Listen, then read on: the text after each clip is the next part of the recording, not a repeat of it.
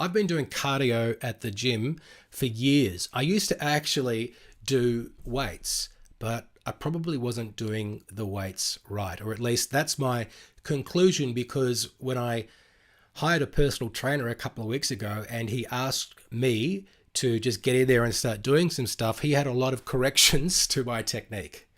Now, I'm glad that I actually got the personal trainer in to help me, because instead of saying, you know what, I'm already doing that, or I've done it in the past, so therefore I'll just start doing it again, I thought, let's make sure I'm doing it right, or to the best of my ability, or in a way which is going to make the investment of doing this work actually yield the best possible results.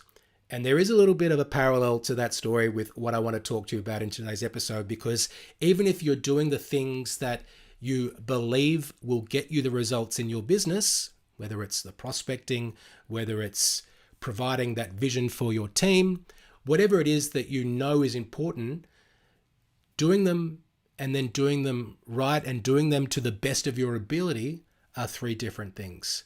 And I want to talk to you today about why it is that if you're not doing things to the best of your ability and you're not open to the idea of getting some support to improve those things, why that may be the case and what we can do about it. Let's discuss.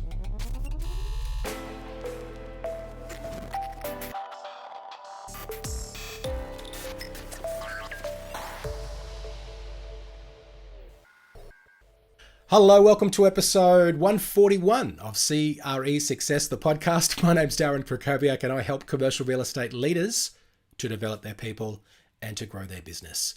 Always appreciate you spending a little bit of time with us each and every week. And if you haven't yet shared this content with somebody who you work with, a peer in the industry, somebody who you think would benefit from what it is that we're producing each week, a quick little favor that you can do for me would be to press that share button and to let somebody know about this podcast, about this content, because the more people we get it in front of, the more motivated that we'll be to continue producing it for you for free each and every week.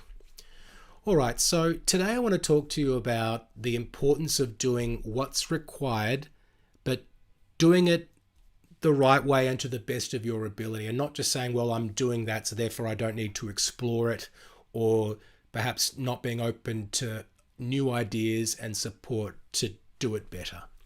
And the idea for this episode came from some conversations that I've had recently with people who I can tell are not performing to their full ability, but they are rejecting the need to actually have a closer look at the way that they're doing things. They're just looking at categories and saying, you know what, prospecting, I am prospecting. So I don't need to spend any time looking at my prospecting. I don't need to invest in a program that can help me with prospecting, optimizing the way that I'm approaching potential new clients, the lead generation activity that I'm doing, the amount of time that I'm spending on it, the channels that I'm going with, the messaging that I'm putting out there, etc. So I've got people who have looked at some of the programs that I offer and said, I've got that, I don't need it. I'm like, okay, that's fine. But during the discussion that I've had with them, we've established that their current performance is not where they want it to be. So it might be that their GCI is stuck at a certain level and it's been sort of, plateauing around there for a few years. Maybe they've had one good year here or there, but they're not breaking through to that next level. Now, it's often not doing something that you're not doing. It's usually about doing what you're already doing, but doing it better, doing it more efficiently, working smarter, and focusing on more of the right things. So another way of looking at this is sometimes I'm speaking to commercial real estate leaders, and in the CRE Suite program, we've got 10 particular topics that we work with our clients through a 1-year period. And I've had some prospective clients look at this and say, I've got that, I know how to do that, this I have covered. And I think a lot of the time that could be true. But when I hear that from people whose business is not performing at the level that they wanted to, and it's been stuck at a certain level for a period of time, then my question is, why aren't you questioning more how it is that you're doing those things that you say you already have covered if you're not actually getting the results that you want? And I guess a theory I've got is that you may be stuck in a fixed mindset if you're not open to the possibility that you could actually do what you're already doing, but do it better.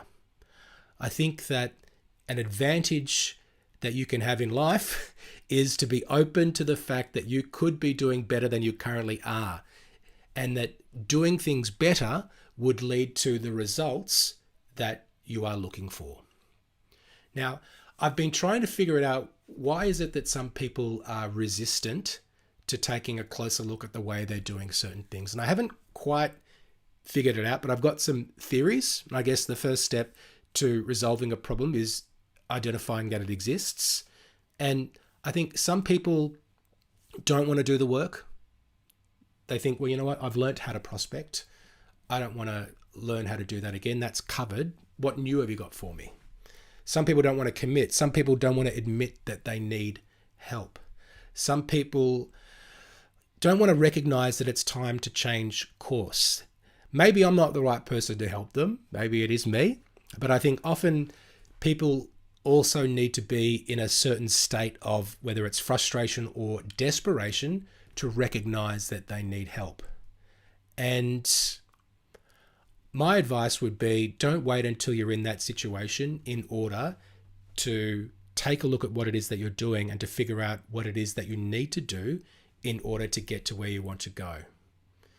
Because it's much easier to improve from a solid base than it is to stabilize when you're slipping.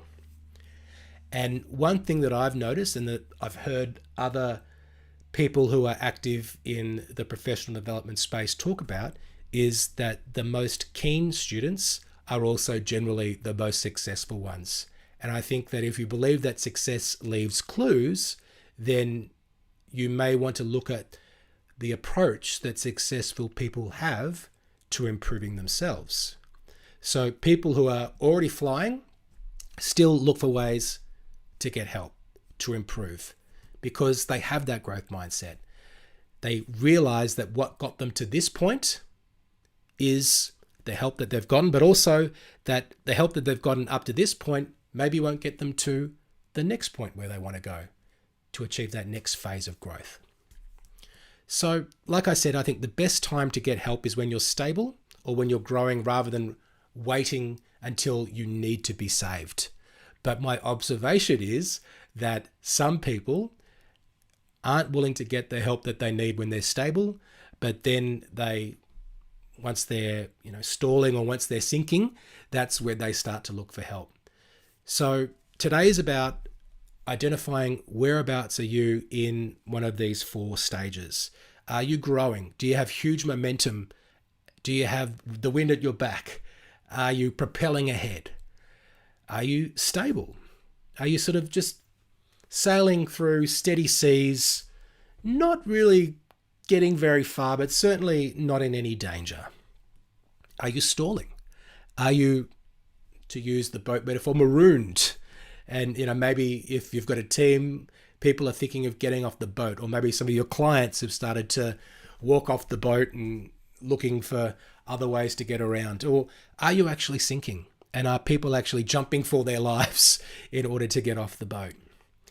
And wherever you identify in terms of those 4 categories, whether you're growing, you're stable, you're stalling, or you're sinking, I think that can influence not only the type of help that you may be looking for, but also your propensity to get it.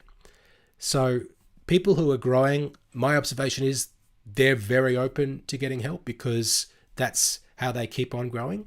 And often the support that people who are growing are looking for, the support that's best for them, is to help them gain control over the growth and also letting go of certain things so they can focus on what is required to get their business, to get their production to the next level. For people who are stable, It's often about small improvements. It's not about wholesale change. And the recommendation that I have for these people is starting to understand how they can create leverage, whether it's through other people, whether it's through the platforms that they're using, or whether it's through processes that they can start to adopt. And it's also a little bit about shifting their perspective in order to get them more focused on growth. For people who are stalling, who are perhaps stuck a little bit, not stable, but actually stuck, they don't know how to create growth. I think if we can get some quick wins to show them what's possible, and then start working on their approach, their mindset, so they can move from stable to growing, that's where we want to be. And if you're sinking, well, sometimes people who are sinking are the hardest to help. And if you are here, I'm sorry that that's where you are right now. The target here is to patch up the boat. It's to stabilize the situation and then to focus on growing. So have a think about where it is that you are right now, whether you are growing, whether you're stable, whether you're stalling, or whether you are sinking. And if you are in that stable stage, or maybe if you're just a little bit stalling but not completely sinking, have a think about where is it that you can improve and what help that you can get in order to start to move into that growing phase, or at least to close the gap between where it is that you want to be and where you are now. One way, if you're a business owner, to get that help is to attend our upcoming live and free workshop, which is called Find, Keep and Grow Top Performers. And we are going to spend about 90 minutes together in this workshop, going through a few things. We're going to identify the 3 core business functions that every business has, but we're going to talk about how that relates specifically to your business in commercial real estate.